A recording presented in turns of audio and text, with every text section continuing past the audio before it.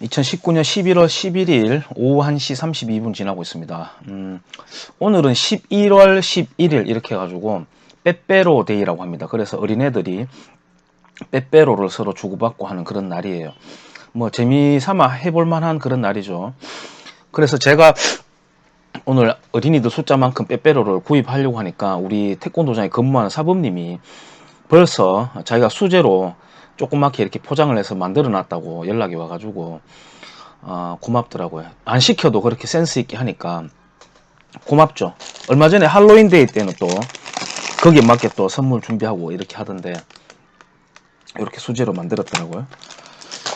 이 알아서 해주는 직원과 함께 센스 있게 하는 직원과 함께 근무한다는 것은 삶의 활력이 되는 것 같습니다. 물론 저도 그에 합당한 보상이나 또 자기를 개발할 수 있는 어떤 기회를 보장해주고 그렇게 해야 되겠지만요.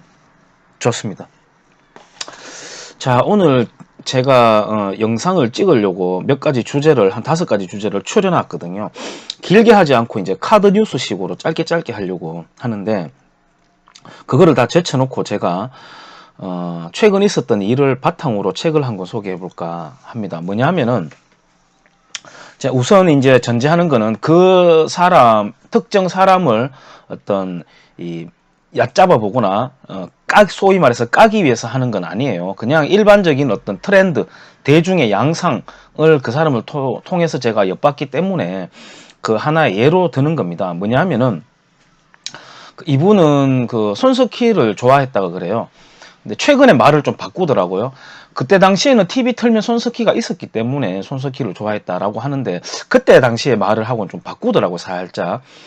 손석희가 굉장히 뭐 어떤 점에서 좋았기 때문에 구체적으로 예를 들었던데 이제는 말을 바꾸고 하던데 그러면서 이제 아직까지 유시민 씨, 우리 일각에서는 유사시민이라고 불리는 유시민 씨에 대해서는 아직까지 팬심을 좀 갖고 있는 모습을 제가 보면서 유시민 씨의 하는 말은 다 진실로 들리고 오히려 유시민 씨를 비판하는 반대 진영의 사람들이 다 모조리 거짓말 같다라고 하면서 아직까지 이렇게 긴 여정 속에서 늪 속에서 빠져나오고 있는 모습을 봤습니다만 제가 그걸 보면서 이런 생각을 들었습니다. 사람은 누구나 어떤 작은 물건을 사든 또는 비싼 물건을 사든 또는 직업을 선택하든 또는 자기가 좋아하는 사람을 선택하든 간에 자기가 그렇게 선택했는 것에 대한 정당성을 이게 구조를 아주 완고하게 만들어내고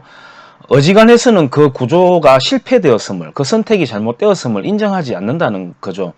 그러니까 왜 자기가 그 사람을 선택할 수밖에 없는지를 정당성을 만들어내는 겁니다. 왜냐하면은 그게 무너져 버리면은 자기가 그동안 살아왔던 어떤 그 인생의 어떤 한 부분이 고리가 떨어지는 느낌이 들어서일 거라고 저는 생각을 하고 역시 그것은 자기 자존심과 연결되어 있다고 그렇게 여기는 것 같아요. 그러니까 예를 들자면 야 우리 서태지 오빠가 그럴 리가 없어. 야 그러면 뭐 잭스키스 오빠 그랬단 말이야 하면서 머리끄댕이 잡고 싸우는 그런 제가 다시 말하지만 어떤 지금 그 사람을 뭐 모욕하는 게 아니에요. 그런 어린 애들의 또는 사춘기 시절에 그런 인물을 추앙하는 그런 기분들 인물 팬덤이라고 할까요? 그런 것이 어른이 되어서도 계속 어느 정도 일정 부분 유지가 된다는 거죠. 그러니까 이런 겁니다. 어떤 제가 이때가 살아오면서 이렇게 쌓아왔는 가치관이 있을 거 아니에요? 그 가치관을 투영해주는 그 가치관에 합당되는 사람이 나타나면 예를 들어 정치적인 어떤 인물이 나타나면 저는 그 사람을 지지를 하는 거죠. 근데 그게 아니라 이 인물 팬덤을 가진 사람들은 자기가 어린 시절에 하나 만들어놨던 그 인물상 팬이 되었는 그 사람의 말을 그 사람이 말했으니까 바로 그게 방향이야 옳은 방향이야 라고 하는 거죠. 그러니까 전형적인 어떤 인물 정치라고 저는 봐요. 근데 거기에서 자유로울 수 있는 사람이 얼마나 될까? 물론 저를 포함해서요. 저 역시도 지지하는 사람이 있습니다. 뭐 말투라든지 그런 것 가지고 트집 잡아가지고 그 사람을 모욕하는 게 아니라 저는 그 사람이 갖고 있는 지향성, 정책의 지향성을 보고 그 사람을 지지하는 제 마음속에 사람도 있긴 합니다만 그렇다고 해서 그 사람이 어떤 실수를 했음에도 불구하고 내가 한번 좋아한 사람이니까 나는 마치 로렌츠의 그 오리 새끼들 실험을 통해서 봤듯이 난 무조건 그 사람을 따를 거야. 저는 그렇게 하지는 않습니다. 인물 빠가 되지는 않는다는 게 저의 신조이긴 한데 어쨌든 저 같은 사람이 가지는 한 표, 그다음에 인물 팬덤을 가진 사람의 한 표, 또 제대해서 갓 사회에 뛰어들어가지고 뭐가 뭔지 분간이 안 가는 사람의 한 표, 모조리 다 한 표를 가지는 게 이 민주주의의 어떤 재앙이라면 재앙일 수도 있고 또 잘 이용해야 될 부분이라고 할 수도 있는데요. 예를 들자면은 지금 여러 가지 뭐 저는 예를 들어 황교안 씨도 있고 홍준표 씨도 있고 있지만 누군가라도 그 가치관에 합당되면 저는 어김없이 그 사람을 지지할 수밖에 없습니다. 그런데 예를 들어서 그 누구죠? 홍정욱 씨 있죠. 남궁 그 누구죠? 탤런트의 아들. 다행히 그 사람이 보수적인 색채를 갖고 어린 시절을 성장을 하고 가치관을 갖고 있다고 저는 보여집니다만은 영어 발음도 아주 원어민스럽게 요창합니다. 그리고 인물이 끝내줍니다. 정말 끝내줍니다. 예를 들어서 아까 그 유시민을 추앙을 한다거나 인물 팬덤을 갖고 있는 특히 여성들 중에서 홍정욱 씨가 나타나 버리면 저는 거의 게임의 향배가 갈릴 거라고 저는 생각을 하고요. 뭐 저 역시 다시 말하지만 그런 여자분들을 비하하는 거 아닙니다. 저 역시도 이왕이면은 다홍치마라고 인물을 따질 수밖에 없는 거고요. 근데 예를 들어 홍정욱 씨 같은 경우 그런 정도의 인물이 만약에 전라도 광주에 가서 보수 정당의 깃발을 들고 한다면 당선이 되거나 또는 당선까지는 어렵다 하더라도 거의 절반 가까운 지지율을 이끌어낼 수 있는 기적을 정말 그 모세의 기적에 버금가는 그런 기적을 만들어낼 수도 있지 않을까 이런 생각을 해보고요.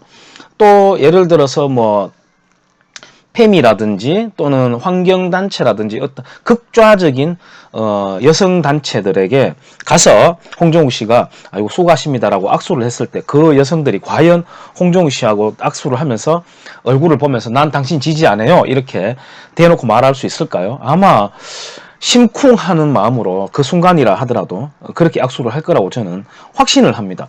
그래서 제가 정치라는 거는 또는 어떤 꼭 정치뿐만 아니라 어떤 상업성이든 뭐 어떤 연예계든 이런 이미지가 굉장히 중요하다. 정우성 같은 만약 자들이 국회의원에 출마를 하면 어떻게 될까요? 저는 상당표를 얻거나 당선될 가능성도 높다고 봅니다. 그 사람이 갖고 있는 어떤 두뇌 체계라든지 이런 것보다는 일단 인물에서 거부할 수 없는 아우라를 갖고 있기 때문이죠. 그런 측면에서 제가 오늘 이 책은 폴 존슨 제 수준에서는 위대한 분이라고 생각하는 폴 존슨의 책 중에 하나인 미국인의 역사라고 하는 책입니다. 이 책은 이제 1, 2권으로 두 권으로 이제 구성이 되어 있는데요.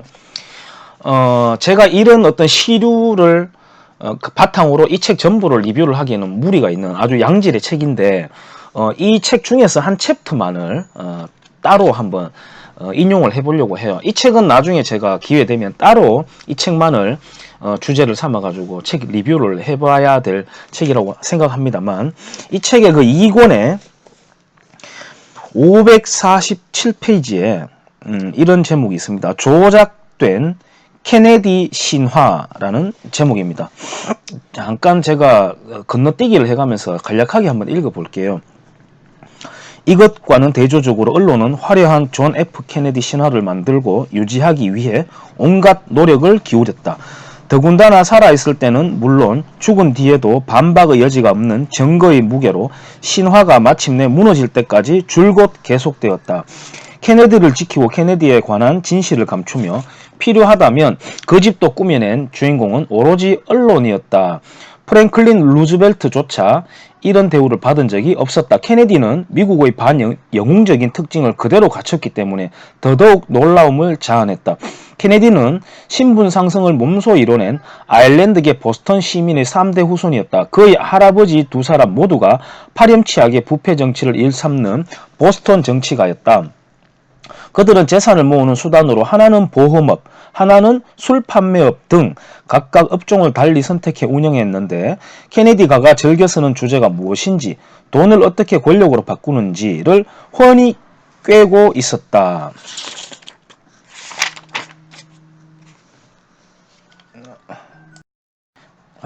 제가 시간이 조금 없었어요. 많이 건너뛰기를 하겠습니다.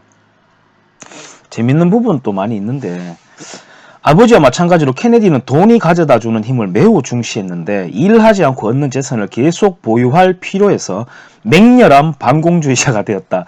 이 대목에서는 제가 자지러지듯이 웃었습니다. 그러니까 어떤 사명감이나 철학에 기반한 반공주의자가 아니라 자기 재산을 보호하기 위한 목적으로 맹렬한 반공주의자가 되었다는 거죠. 우리 사회에도 그런 자들이 있다고 저는 보여집니다. 또는 그 반대 진영의 강남 좌파형 인간들도 있고요.